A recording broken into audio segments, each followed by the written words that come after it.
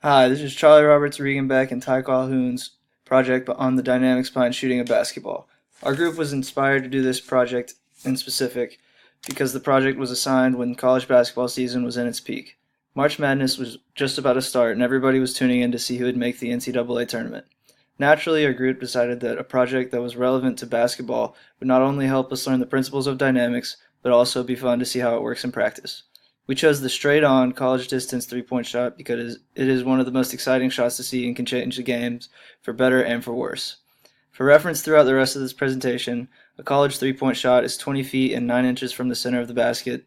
The rim is 10 feet high, and we assume that the release point of the shot was 6 feet and 3 inches from the ground. During the analysis of the shot, some calculations were made to investigate how much force needed to be applied to the basketball with the assumptions we made. In real life, these assumptions are extremely difficult to recreate as they are so precise. The equations we used were the impulse equation and the projectile motion equations for horizontal and vertical motion. In order to recreate the initial release velocity by applying the force that was found, some practice was necessary. The correct release angle that was needed was to be matched as well.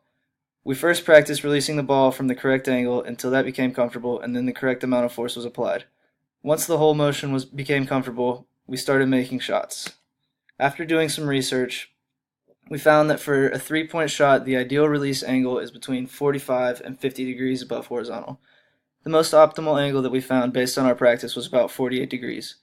After performing the calculations with this number, we found that the initial velocity of 28.33 feet per second was needed to be produced.